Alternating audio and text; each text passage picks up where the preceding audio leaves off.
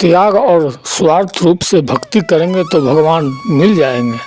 बहुत वर्ष पूर्व ऋषि मुनि भगवान को पाने के लिए कठोर तपस्या करते थे। यह तपस्या कैसी रहती थी? एक पांव पर खड़े होकर नमस्कार की मुद्रा में भगवान का नाम जप करना, पानी में नमस्कार की मुद्रा में खड़े रहकर अखंड भगवान का नाम जप करना, हिमालय जैसे पर्वत पर जाकर अत्यंत ठंड में एक ही जगह अनेक वर्षों तक बैठकर नाम जप करना, इस प्रकार तपस्या की जाती थी।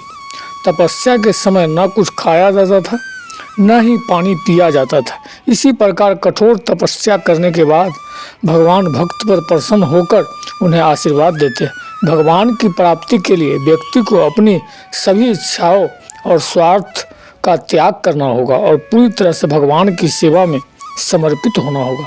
हर हर महादेव, जय श्री राम, जय बागेश्वर धाम, जय हनुमान। नमस्कार दोस्तों, महादेव शिव चैनल में आप सभी का स्वागत है। अगर आप यह कथा सुन रहे हैं तो पूरा सुनिए, आधा अधूरा छोड़कर जाने की गलती मत कीजिएगा।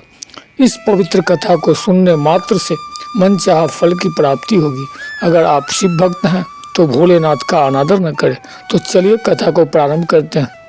इसी प्रकार भगवान शंकर को पति के रूप में पाने के लिए माता पार्वती कठोर तपस्या करी थी। तपस्या के समय वह भगवान के चिंतन में ध्यान मगन बैठी थी। उनकी तपस्या पूर्ण ही होने वाली थी कि उसी समय उन्हें एक बालक के डूबने की चीख सुनाई दी।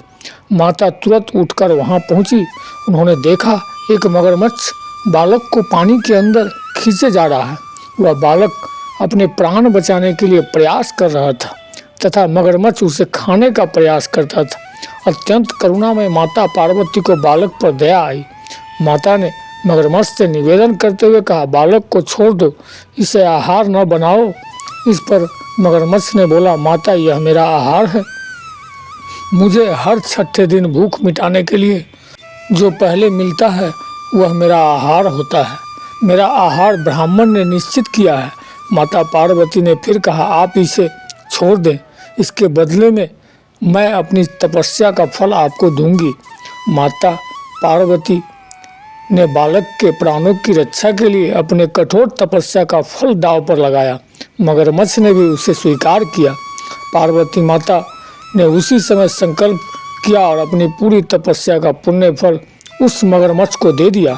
मगरमच्छ को माता के तपस्या का फल प्राप्त होने के कारण वह सूर्य के जैसे चमक उठा। उसकी बुद्धि भी शुद्ध हो गई। उसने कहा, माता आप अपना पुण्य वापस ले लो, मैं इस बालक को छोड़ दूंगा। माता ने तो वचन दिया था, इसीलिए उन्होंने तपस्या का फल वापस लेने से मना कर दिया और वह बालक को गोद में लेकर ममता से दुलारने लगी। बाद में माता ने उस बालक को उसके घर सुरक्षित लौटा दिए और वे अपने स्थान पर वापस आ गई। भगवान शिव जी को प्राप्त करने हेतु उन्होंने पुनः तप करना आरंभ किए। उसी समय भगवान शिव जी माता पार्वती के सामने प्रकट हो गए। भगवान शिव जी उन्हें बोले, पार्वती अब तुम्हें तप करने की आवश्यकता नहीं है, हर प्राणी में मेरा ही वास है। तुम इस मगरमच्छ को अपने तप का जो फल दिया वह मुझे ही प्राप्त हुआ, इसीलिए तुम्हारे तप का फल अनंत गुना हो गया। तुमने करुणा और ममता से द्रवित होकर बालक की रक्षा की, इसीलिए मैं तुम पर प्रसन्न हूँ और तुम्हें अपनी पत्नी के रूप में स्वीकार करता हूँ। कथा का सारांश यही है कि जो अन्य के हित की कामना करता है उस पर भगवान की असीम कृपा होती है। जो जीव असहाय की सहायता करता है, जो दयालु और करुणामय होता है, भगवान उसे स्वीकार करते हैं। इससे हमें यह सीख मिलती है कि हम स्वार्थ का त्याग कर निस्वार्थ रूप से भक्ति करें तो भगवान की प्राप्ति होती है। हम सभी भगवान की निस्वार्थ भक्ति करेंगे तो भगवान जरूर मिलेंगे। आप सभी को यह वीडियो अच्छी लगी होगी, महादेव के सच्चे भक्त हैं तो चैनल को सब्सक्राइब करें और वीडियो को लाइक करके कमेंट में हर हर महादेव लिख दीजिए।